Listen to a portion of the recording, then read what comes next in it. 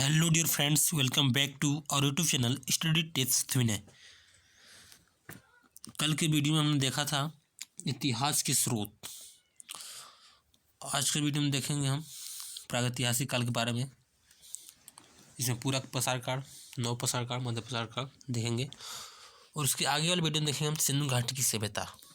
चलिए शुरू करते हैं प्रागैतिहासिक काल, जिसे हम प्री हिस्ट्री कहते हैं। प्रागैतिहासिक काल में प्री हिस्ट्री कहते हैं।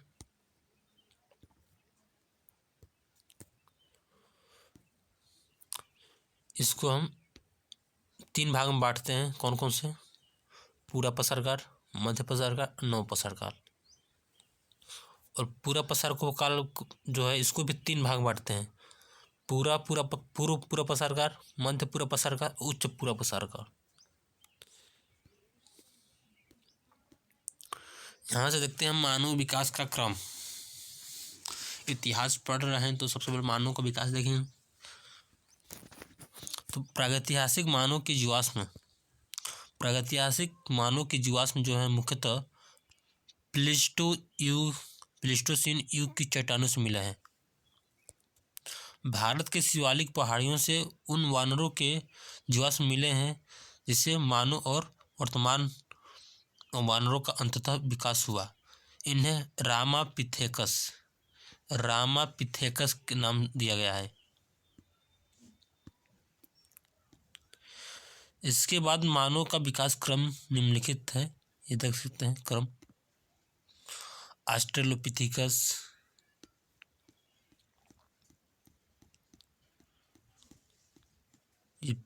पिथेकैंथ्रोपस और होमो इरेक्टस, ये तीसरा देख सकते हैं। और इस चौथा ये है, ये वर्तमान मानव का विकास है। होमो सेपियंस जिसे कहते हैं।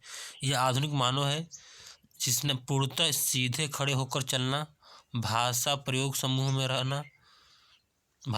समूह में रहना इत्यादि क्षमताएं विकसित की। किसने? होमो सेपियंस ने। जो आज का मानव है, ये कौन सा मानव है? होमो सेपियंस।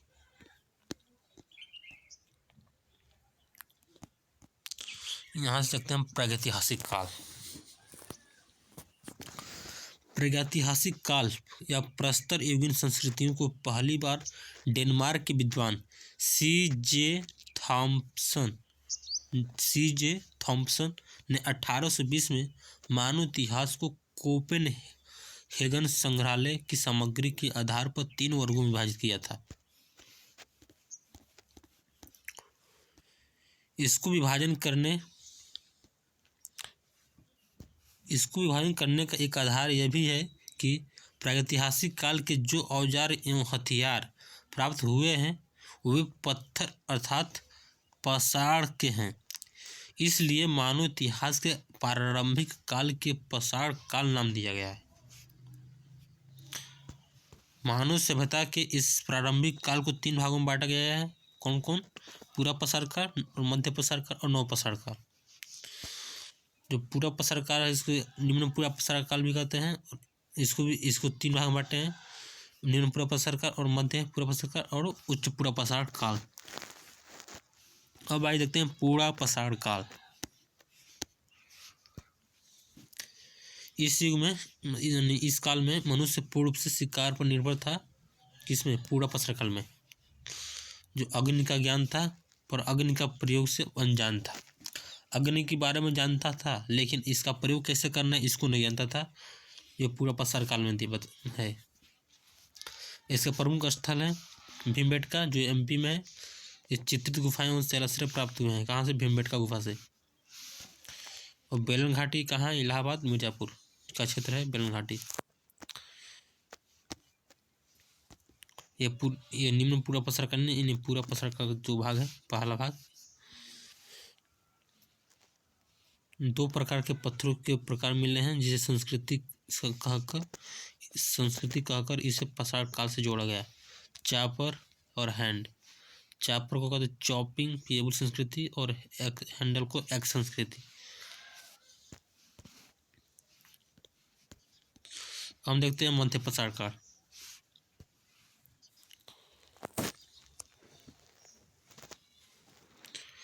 इस काल में प्रयोग होने वाले पत्थर मुख्यतः छोटे होते थे, इसलिए इसे माइक्रोलिथ शब्द आएगा तो किससे संबंधित होगा? मध्य प्रसार काल से, क्योंकि हथियार छोटे थे इसलिए इनको नाम दे दिया माइक्रोलिथ। मानव के अस्थिपंजर अर्थात मानव के अवशेष मध्य प्रसार काल से ही मिलने प्रारंभ हुए हैं। मानव के अवशेष कहाँ से मिलने प्रारंभ हुए? मध्य प्रसार काल से। इसके प्रमुख स्थल हैं बागोर, भीलवाड़ा राजस्थान का भारत का सबसे बड़ा मध्य प्रसारिक आवास स्थल है बागोर। सराहनहर राय कहाँ है? उत्तर प्रदेश में है। और इसके पीछे था हमको देखे थे पूरा प्रसार काल। इसमें कौन कौन से थे स्थान?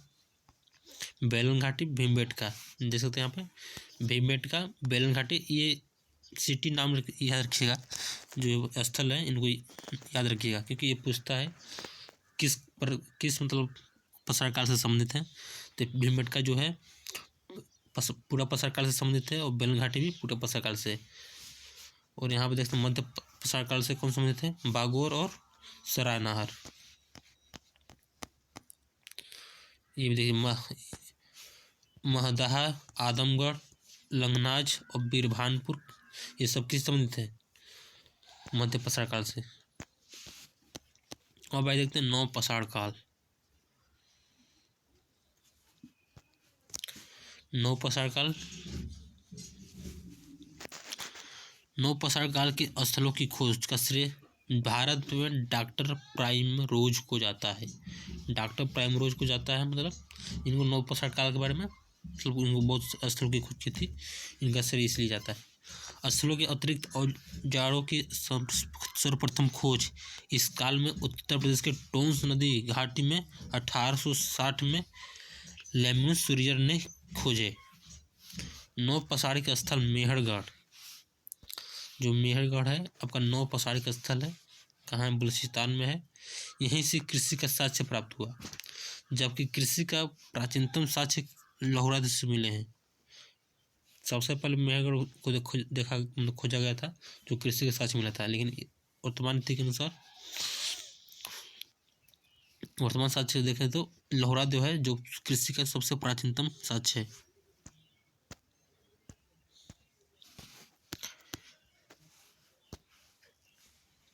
प्रमुख स्थल देख सकते हैं चिरांद है, बुर्जहोम है, कोलिवा है। ये कौन सा स्थल है? नौ प्रसार काल। चौपानी, मांडू सब कहाँ किसमें है? ये सब नौ प्रसार काल में आते हैं। आप अब देखते हैं ताम्र प्रसार काल। इनके बाद के जो काल हैं ताम्र प्रसार काल है।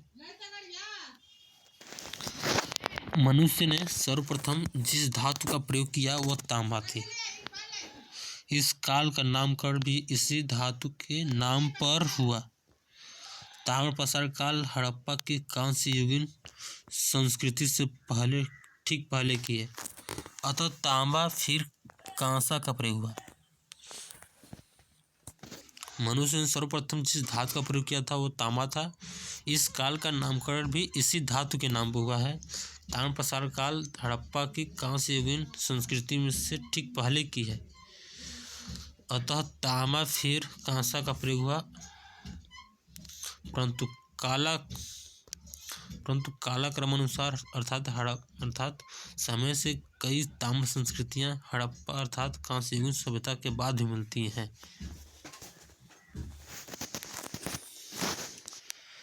ये कुछ ताम्र संस्कृतियां हैं: आहार संस्कृति, कायदा संस्कृति, मालवा संस्कृति, रंगपुर संस्कृति, जोरवे संस्कृति, प्रभात संस्कृति, सलवदा संस्कृति। ये सब ताम्र प्रसार काल संस्कृतियां हैं।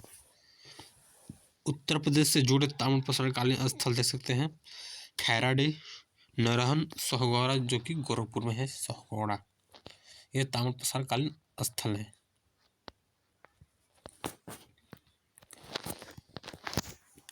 1921 में सर्वप्रथम इस सभ्यता के अवशेष पाकिस्तान के साहिवाल जिले के हड़प्पा नामक स्थान से मिले, इसलिए इसे हड़प्पा सभ्यता कहा गया था। ये देखिए अभी आगे हम सिंधु घाटी सभ्यता पढ़ रहे हैं, ठीक है।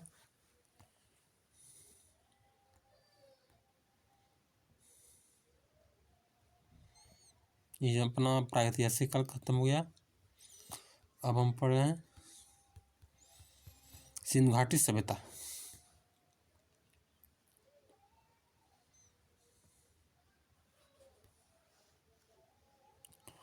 1921 में सर्वप्रथम इस सभ्यता के अवशेष पाकिस्तान के साहिवाल जिले से हड़प्पा नामक स्थान से मिले, इसलिए इसे हड़प्पा सभ्यता कहा गया। किसने खोजा था? राय बहादुर दयाराम साहनी 1921 में, क्योंकि पहला स्थल ही हड़प्पा था, इसलिए इसका नाम हड़प्पा सभ्यता कर दिया गया। दूसरा स्थल कौन था? मोहनजोदड़ो 1922 में, राखलदास बनर्जी। हड़प्पा सभ्यता विश्व की प्राचीनतम सभ्यताओं में से एक है। सिंधु नदी और उसकी सहायक नदियों के प्रदेशों में इस सभ्यता का विकास हुआ था। कुछ विद्वान तो इसका समय 1000 पूर्व से BC बताते हैं, कुछ विद्वान तो इसका समय 2500 BC बताते हैं। ये कालक्रम छोड़ दीजिए, हम देखेंगे यहाँ से। हम सिंधु घाटी सभ्यता, इसके अन्य नाम है सिंधु घाटी सभ्यता, हड़प्पा सभ्यता, कांस्य युग सभ्यता कहते हैं इसको, हड़प्पा सभ्यता को ही।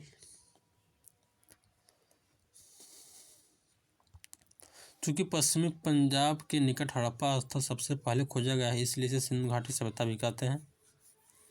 हड़प्पा स्थल के प्रारंभिक स्थल सिंधु नदी के आसपास केंद्रित थे, इसके कारण सिंधु नदी सभ्यता को सिंधु सभ्यता कहते हैं। सिंधु के निवासियों ने प्रथम बार कांस्य धातु का प्रयोग किया, इसलिए इसे कांस्य युगीन सभ्यता भी कहते हैं। हड़प्पा सभ्यता के उदय को प्रथम नगरीय क्रांति भी कहते हैं। प्रथम नगरीय क्रांति में पहली बार शहरी व्यवस्था का क्रांति कहते हैं किसको? हड़प्पा सभ्यता को। इस सभ्यता का विस्तार देख लेते हैं। इस सभ्यता का मुख्य विस्तार भारत एवं पाकिस्तान देशों में था, लेकिन अल्प रूप से सिंधु सभ्यता का विस्तार अफगानिस्तान में भी था, क्योंकि अफगानिस्तान से सुर्तुगई और मुंडीगाक सिंधु स्थल मिले हैं। कहाँ? अफगानिस्तान, दोनों सिटी है, सुर्तुगई और मुंडीगाक।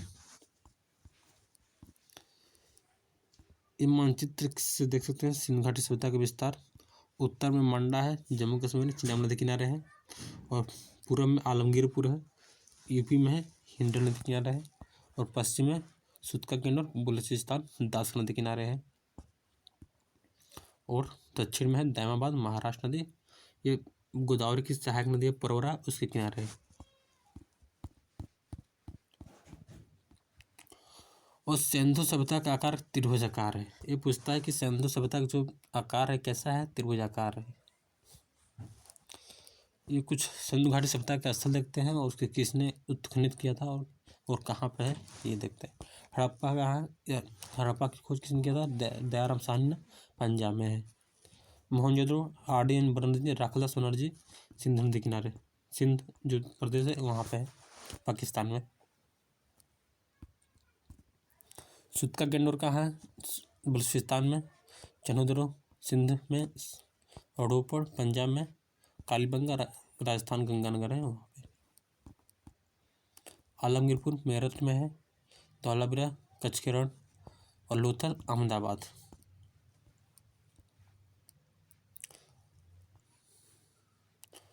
प्रदेश के आधार पर वर्तमान भारत में स्थित सिंधु स्थल जम्मू कश्मीर में है मांडा, पंजाब में रोपड़ है, संगोल है, ढेर मांजरा और संगोल देख लिए, बाड़ा और चक 86 और कोटल निहंखान, ये सब पंजाब में है। इस तरह असल देखते हैं राखीगढ़ी, जो कि इम्पोर्टेंट है। राखीगढ़ी हरियाणा में, ये बनौली हरियाणा में, ये सब सिंधु स्थल है।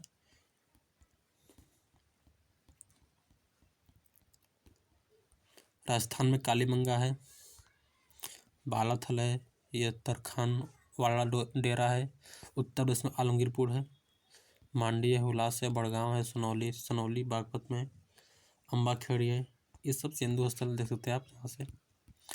गुजरात की कच्छ का रण, खंबात की खाड़ी, कच्छ के रण में सुरकुटदा है, धौलावीरा है, देसलपुर है, और खंभात की खाड़ी में देखते हैं लोथा, रंगपुर, कुंतासी। महाराष्ट्र में दयामाबाद देखे थे, परवरा नदी किनारे था। ऐसे स्थल जो पाक हड़प्पा कालीन एवं हड़प्पोत्तर तीनों काल का प्रतिनिधित्व करते हैं, जैसे वो कौन कौन है? सुरकुटदा, धौलावीरा, राखीगढ़ी, मांडा।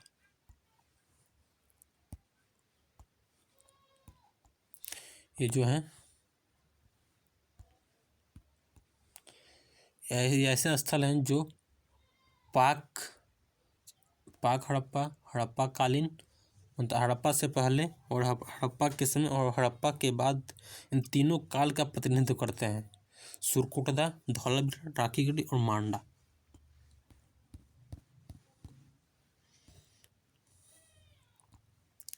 इस सिंधु सभ्यता के निर्माता इस 4 प्रजातियां हमारे प्रोस्टो ऑस्ट्रेलाइट, भूमध्य सागरी, अल्पाइन। अब हम देखते हैं हड़प्पा स्थलों में से संबंधित प्रमुख तथ्य। पहला स्थल लेते हैं हड़प्पा। हड़प्पा की खोज दयाराम साहनी ने 1921 में। उत्खनन किसने किया था? दयाराम साहनी, माधव स्वरूप और सर मार्टिन मिलर, ये तीनों मिलकर उत्खनन किए थे, खोज करते थे दयाराम साहनी। इसके क्या क्या विशेषताएं हैं? यहाँ से 12 कमरों वाला अन्नागार मिला है, 12 कमरों वाला अन्नागार मिला है। और यहाँ से RH-37 समाधि नाम से मिला है, आवास क्षेत्र था, ये कब्रिस्तान है। क्या? RH-37 समाधि। और इसे सिंधु सभ्यता का अर्ध औद्योगिक नगर भी कहते हैं। अर्ध औद्योगिक नगर सिंधु सभ्यता को किसे कहते हैं? हड़प्पा को। यहाँ से एक स्त्री के गर्भ के पौधा निकलता हुआ दिखाया गया है, जो उर्वरता के प्रतीक है। कहाँ से मिला है? हड़प्पा से। यहाँ पर 2 टीले मिले हैं, जिसमें एक माउंट AB और माउंट F है। ये भी कहाँ से मिला है? हड़प्पा से। हड़प्पा को तोड़ द्वार का नगर कहा जाता है। तोड़ द्वार का नगर किससे कहा जाता है? हड़प्पा को। हड़प्पा एवं मोहनजोदड़ो के बीच की दूरी 682 किलोमीटर थी। यद्यपि महोदय ये छोड़ दीजिए। इस सिंधु सभ्यता की जोड़ राजधानी बताया गया। सिंधु सभ्यता की जोड़ राजधानी कौन सा है? हड़प्पा। मोहनजोदड़ो RD बनर्जी उत्खनन के समय कौन कौन थे? ये देखते हैं। राखालदास बनर्जी, मार्शल और उनके 4 साथी मैगे। ठीक है, विशेषताएं देखते हैं। स्तूपों का शहर कहते हैं, रेगिस्तान का बगीचा कहते हैं, मृतकों का टीला कहते हैं, सिंध का बाग कहते हैं। किसको? मोहनजोदड़ो को। मोहनजोदड़ो का सबसे प्रसिद्ध उपनाम मृतकों का टीला है, जो सिंधी भाषा का शब्द है। मोहनजोदड़ो बाढ़ के कारण 7 बार उजड़ा और बसा। इसकी पुष्टि मार्शल ने उत्खनन के दौरान 7 परतों के मिलने से की है। इसकी सर्वाधिक महत्वपूर्ण स्थल है विशाल स्नानागार। विशाल स्नानागार कहाँ से मिला है? मोहनजोदड़ो से।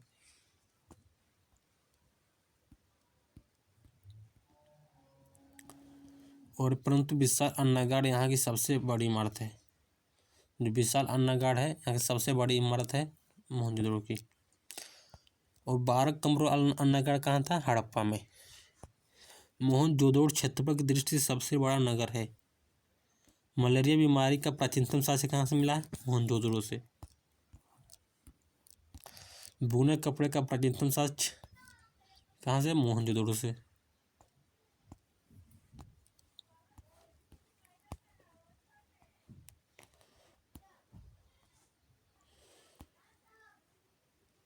इस स्थान से कोई भी कब्रिस्तान नहीं मिला है। इसका नगर कच्चे ईंटों के चबूतरों पर निर्मित था।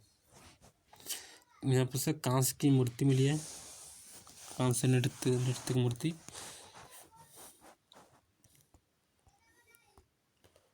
यहाँ से मोहनजोदड़ो से मिली एक मुहर पर सुमेरियन नाव का अंकन मिला है। चांदी के कलश के रूप में चांदी का प्राचीनतम साक्ष्य यहीं से मिला है, मोहनजोदड़ो से। कालीबंगा, उत्खनन बेबीलाल अंथापड़, शाब्दिक अर्थ होता है काले रंग की चूड़ियाँ। इसकी विशेषताएं देख सकते हैं आप। खेती में जो कि है बहुत इम्पोर्टेंट है, हर एग्जाम में पूछता है लगभग, एसएससी हो चाहे रेलवे है चाहे किसी भी एग्जाम हो। कालीबंगा से ऊँट की हड्डियाँ प्राप्त हुई है।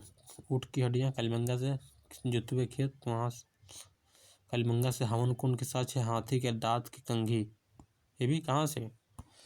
कालीबंगा से।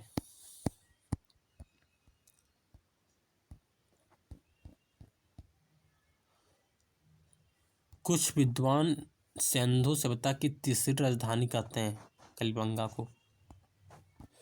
लोथल देख सकते हैं, इसकी विशेषताएं सीधे पढ़ेंगे हम।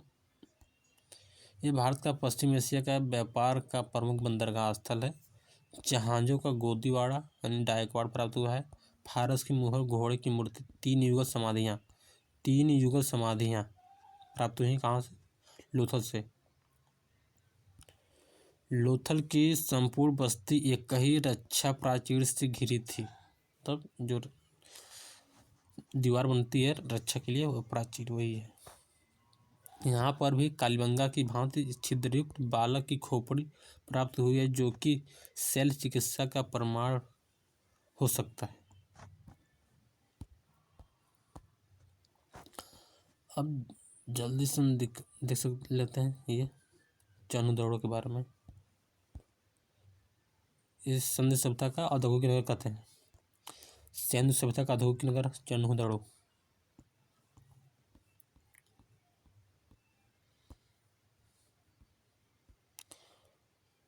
वक्राकार ईंटें प्राप्त हुई हैं चनहुदड़ो से। यहाँ से किसी भी दुर्ग का प्रमाण नहीं मिला है।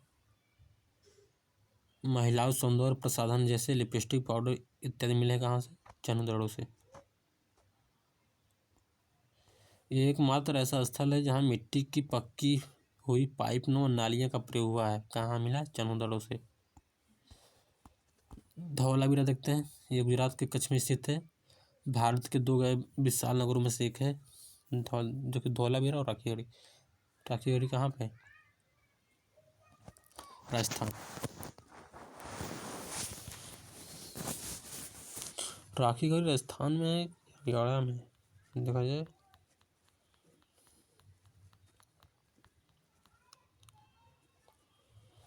राखीगढ़ी कहाँ? हरियाणा में, वही तो कंफ्यूज हुए।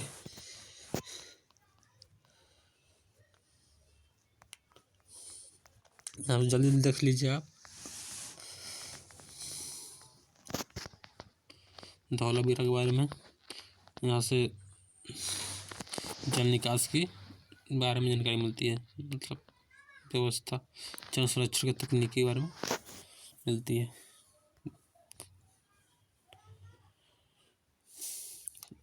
बनौली कहाँ है? हरियाणा में। ये रोपड़ पंजाब। नगर नियोजन,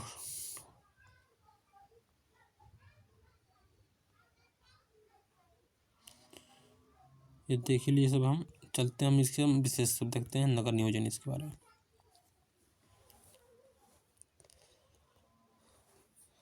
हड़प्पा सभ्यता की सबसे प्रभावशाली विशेषता है उसकी नगर नियोजन एवं जल निकास प्रणाली। नगर नियोजन और जल निकास प्रणाली इसकी विशेषता है हड़प्पा सभ्यता की। प्राप्त नगरों के अवशेष से पूर्व पश्चिम दिशा में 2 टीले हैं। पूर्व दिशा में स्थित टीले पर नगर या फिर आवास क्षेत्र के साक्ष्य मिले हैं, और पश्चिमी टीले पर गढ़ी अथवा दुर्ग के साक्ष्य मिले हैं। लोथल एवं सुरकोटता के दुर्ग और नगर क्षेत्र दोनों एक ही रक्षा प्रक्रिया से गिरे थे। हड़प्पा सभ्यता के किसी भी पुस्तकालय से, किसी भी पुरास्थल से, किसी भी मंदिर के अवशेष नहीं मिले हैं। केवल मोहनजोदड़ो की एक मात्र ऐसा स्थल है जहाँ से एक स्तूप का अवशेष मिला है, यद्यपि इसे कुषाण कालीन माना गया है। सड़कें देख लेते हैं। सड़कें गलियां एक निर्धारित योजना के अनुसार निर्मित की गई थी। मुख्य मार्ग उत्तर से दक्षिण की ओर जाते थे तथा सड़कें एक दूसरे को समकोण पर काटती थी। सड़कें सिंधु घाटी सभ्यता की विशेषता है। नालियाँ जल निकास प्रणाली सिंधु सभ्यता की अद्वितीय विशेषता थे, जो हमें यह किसी भी समकालीन सभ्यता में नहीं प्राप्त होती। कालीबंगा के अनेक घरों में अपने अपने कुएं थे। ईंटें देखते हैं। हड़प्पा, मोहनजोदड़ो और अन्य प्रमुख नगर पकाई गई ईंटों से पूर्णतः बने थे, जबकि कालीबंगा और रंगपुर नगर कच्ची ईंटों से बने थे। सभी प्रकार की ईंटों की एक विशेषता थी, वे एक निश्चित अनुपात में बने थे। अधिकांशतः आयताकार थे, जिनकी लंबाई उनकी चौड़ाई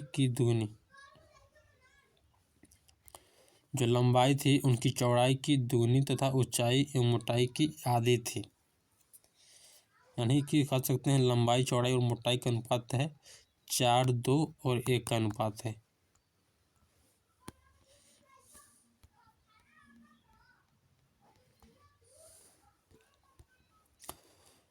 सामाजिक व्यवस्था देखते हैं। समाज की कई इकाई परंपरागत तौर पर परिवार थी। मातृ देवी की पूजा तथा मोहरों पर अंकित चित्र से यह परिलक्षित होता है कि हड़प्पा सभ्यता संभवतः मातृसत्तात्मक था। और पितृसत्तात्मक कौन सा था? वैदिक सभ्यता। यह मातृसत्तात्मक है हड़प्पा सभ्यता।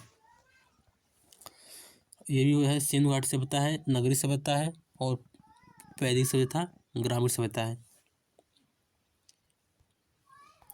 नगर नियोजन दुर्ग मकानों के आकार, रूपरेखा, शवों को दफनाने के ढंग को देखकर ऐसा प्रतीत होता है कि सिंधु समाज अनेक वर्गों जैसे पुरोहित, व्यापारी, अधिकारी, शिल्पी, जुलाहे या श्रमिक में विभाजित रहा होगा। सिंधु सभ्यता के निवासी शाकाहारी मांसाहारी दोनों थे। भोज्य पदार्थों में गेहूं, जौ, मटर, तिल, सरसों, खजूर, तरबूजा, गाय, सुअर, बकरी का मांस, मछली, घड़ियाल, कछुआ आदि का मांस प्रमुख रूप से खाया करते थे। शवों की अंत्येष्टि संस्कार में 3 प्रकार के अंत्येष्टि के प्रमाण मिले हैं। पहला है पूर्ण समाधिकरण, इसमें संपूर्ण शव को भूमि में दफना दिया जाता था। और आंशिक समाधि, जिसमें पशु पक्षियों के खाने के बाद बचे हुए भाग को भूमि में दफना दिया जाता था।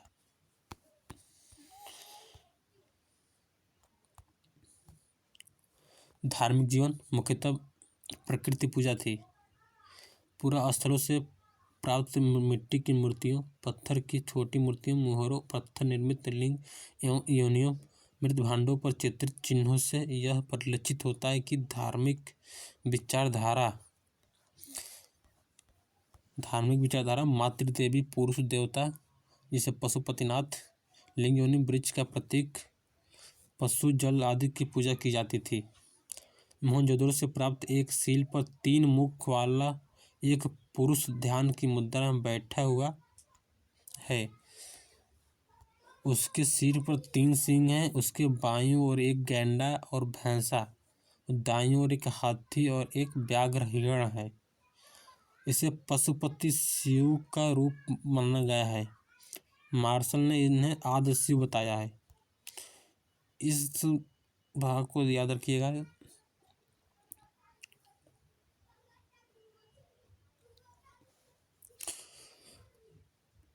ध्यान की जो मुद्रा है उसमें उनके सिर पर 3 सिंह हैं और बाईं ओर एक गैंडा और भैंसा, दाईं ओर एक हाथी और व्याघ्र और हिरण है।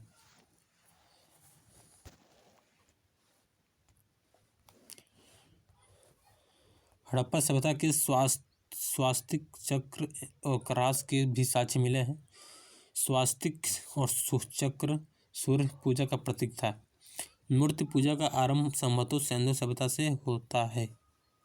मूर्ति पूजा का साक्ष्य मिला है ना सिंधु सभ्यता से, यही है।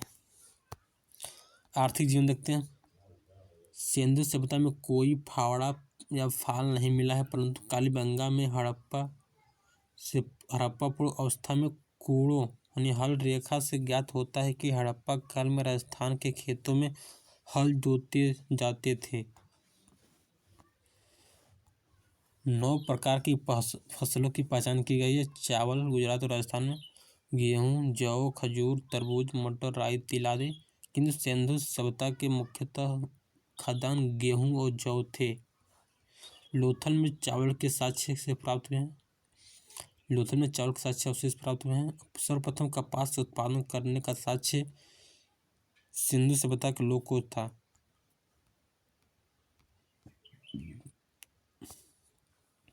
जो कपास उत्पादन का श्रेय है किसको जाता है? सिंधु सभ्यता के लोगों को। पशुपालन देखते लेते हैं। पशुपालन, हड़प्पा लोग बैल, भेड़, बकरी, सूअर आदि का पालन करते थे।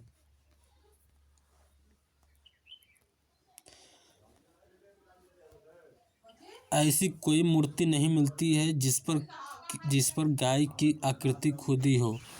कुबड़ वाला सांड इस संस्कृति में विशेष महत्व रखता है।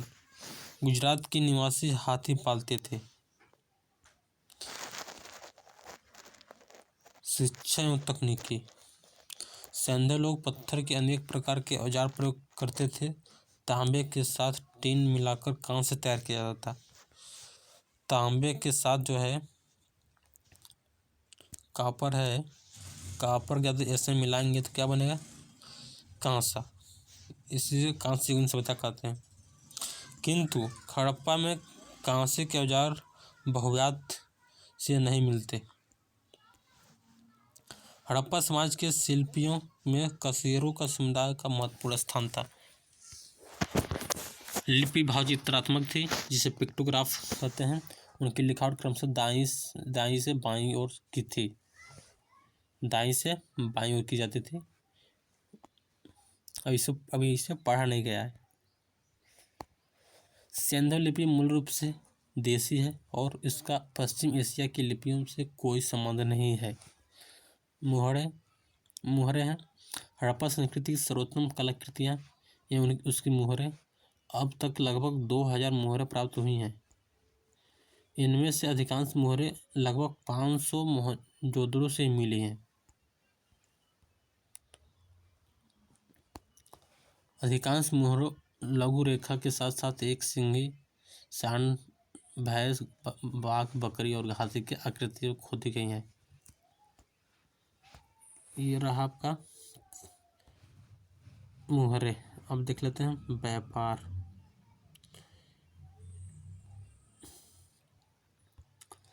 सिंधु सभ्यता के लोगों के जीवन में व्यापार का बड़ा महत्व होता है। इसकी पुष्टि हड़प्पा, मोहनजोदड़ो तथा लोथल में अनाज के बड़े बड़े कोठरों तथा ढेर सारी सीलों, एक रूप लिपि और मानकीकृत माप तौल के अस्तित्व से था। हड़प्पा के लोग व्यापार में धातु के सिक्कों का प्रयोग नहीं करते थे। सारे आदान प्रदान विनिमय द्वारा करते थे। मतलब वस्तु के बदले वस्तु। सुमेरियन लेखों से ज्ञात होता है कि उन नगरों के व्यापारी मेलुहा के व्यापारियों के साथ वस्तु विनिमय करते थे। मेलुहा का समीकरण सिंध प्रदेश से किया गया है। लोथल से फारस की मुहरें तथा कालीबंगा से बेलनाकार मुहरें भी सिंधु सभ्यता के व्यापार के साक्ष्य प्रस्तुत करते हैं।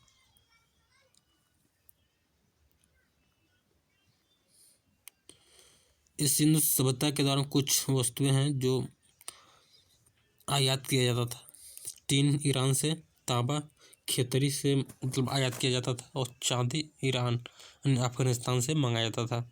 सोना अफगानिस्तान और फारस से, लाजवर्थ बदख्शां अफगानिस्तान से, शीशा ईरान राजस्थान यहाँ से मंगाया जाता था। सिलखड़ी बलूचिस्तान राजस्थान गुजरात से मंगाया जाता था। ये कुछ बताते हैं कि इनके पतन का क्या खड़ा था। सिंधु घाटी सभ्यता का पतन कैसे हुआ। चार्ल्स व्हीलर हैं, वो कहते हैं कि बाह्य आर्यों के आक्रमण हुआ और इससे उनकी पतन हो गया। मार्शल हैं, बाढ़ का कारण कहते हैं बाढ़ आ गई और वे डूब गए और मर गए। ये जो है स्टाइन है, जलवायु परिवर्तन बताते हैं, सब देख सकते हैं आप।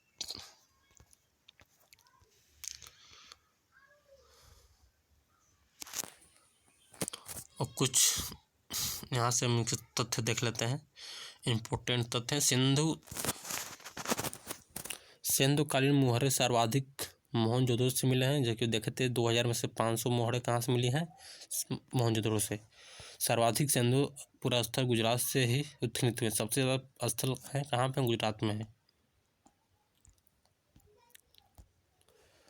हड़प्पा सभ्यता में प्रत्येक नगर 2 भागों में विभाजित था, जबकि धौलावीरा था जो केवल 3 जो था 3 भागों में विभाजित था,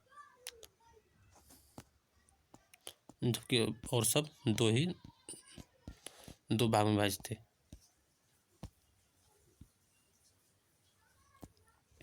स्वास्तिक चिन्ह संभवतः हड़प्पा सभ्यता की देन है। इस चिन्ह से सूर्य उपासना का अनुमान लगाया जाता है। अग्निकुंड लोथल और कलिबंगा से प्राप्त हुए हैं। कलिबंगा बनौली में 2 सांस्कृतिक अवस्थाओं प्राक यानी हड़प्पा सभ्यता और हड़प्पा कालीन के दर्शन होते हैं। घोड़ों की जानकारी मोहनजोदड़ो, लोथल और सुरकोटदा से प्राप्त हुई है। हड़प्पा स्थल में मातृ देवी की उपासना सर्वाधिक प्रचलित थी। हड़प्पा स्थल में चावल के प्रथम साक्ष्य लोथल से प्राप्त हुए हैं। मुहरे सर्वाधिक सिलखड़ी की थी। धान की भूसी लोथल और रंगपुर से प्राप्त हुई है। धातु निर्मित मूर्तियां में सर्वाधिक महत्वपूर्ण मोहनजोदड़ो से प्राप्त हुई नर्तकी की कांस्य मूर्ति है। हरियाणा के हिसार जिले से सरस्वती नदी के तट पर स्थित प्राक हड़प्पा कालीन पुरास्थल कुड़ान से चांदी के 2 मुकुट मिले हैं। मनके बनाने के कारखाने लोथल और चंदोहड़ो से लोथल एवं कलिबंगा से युग में संबंध यानी जोड़ दफनाने के साक्ष्य मिले हैं।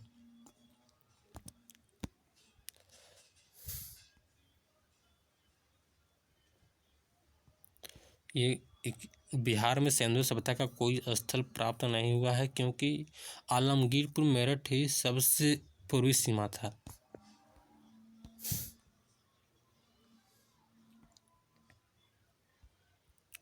ये आप यूपी पीसीएस वाले ध्यान दे सकते हैं। आलमगीरपुर मेरठ में है, अम्बेडखेड़ी सहारनपुर में, बड़गांव सहारनपुर, हुला सहारनपुर, मांडी मुजफ्फरनगर और सनौली बागपत में है। आई होप आपको वीडियो अच्छा लगा होगा। ये कुछ अगले वीडियो में देखेंगे हम वैदिक काल। वीडियो अच्छा लगा तो वीडियो को लाइक कर दीजिए और ऐसे ही नॉलेज वीडियो पाने के लिए हमारे यूट्यूब चैनल को सब्सक्राइब कीजिए। मिलेंगे नेक्स्ट वीडियो में, तब तक के लिए धन्यवाद। जय हिंद।